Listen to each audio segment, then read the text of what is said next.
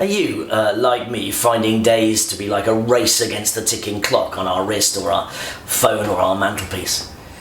Now, this would be okay if we ever won the race against this ticking clock, wouldn't it? But the clock always wins. Every day it wins. I hate that clock sometimes, don't you? So is this the life for us then, in the days and the months and the years ahead, beholden to the ticking clock? Or is there another sort of time that is more favourable to our well-being, in that we can also exist?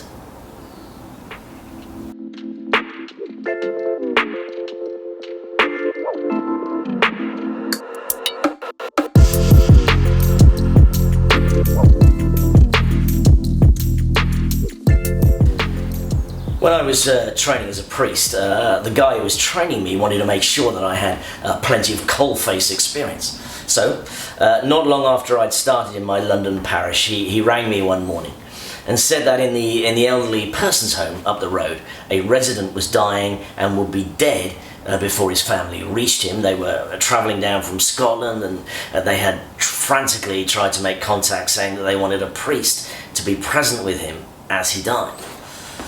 Well, my trainer phoned me to tell me that the priest was me. I was terrified. I quickly made my way to the elderly person's home and was shown to the guy's room. I hadn't a clue what to do at that point. I sat with him for a while. And then, as his breathing became slower and slower, something happened that I've never forgotten. The only way I can describe it is that chronological time seemed to lose its grip. I realized that chronological time was not in control of the situation that was unfolding in that room. Another sort of time had broken through into our reality and was the dominant experience of time in that room. This time was spacious and vast, seemingly connecting my dying friend and I with all of space and time. What was this time? I believe it was the eternal time into which my dying friend was being called home, and because I was with him, I was privileged to be able to exist in its presence and experience it deeply. I then realized in this atmosphere, all sense of inadequacy had left me, and I knew exactly what to do. I opened my Bible and I read to him from Isaiah 43. But now, thus says the Lord, He who created you, He who formed you, do not fear, for I have redeemed you. I have called you by name, and you are mine. And when you pass through the waters, I will be with you, and through the rivers, they shall not overwhelm you. And as I read those very words, his breathing stopped and he left this world. The presence of eternal time remained for a while, and I didn't want to leave the room. I stayed looking out of the window, slowly coming back to the realization that this was a Tuesday morning in London.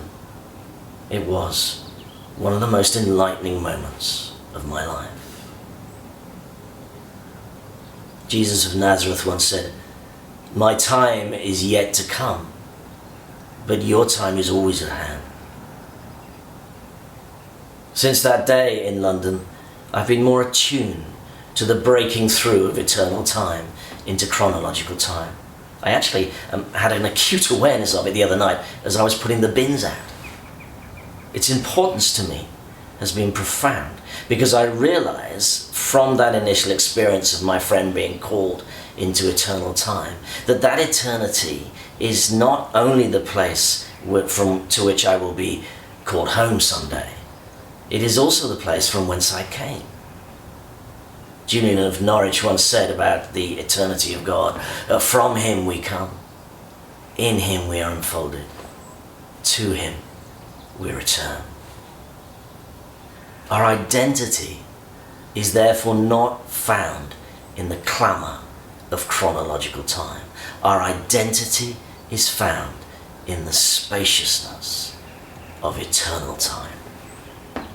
Psalm 31 reads like this: I trust in you, O God. You have set my feet in a spacious place. I say, you are my God. My times are in your hands.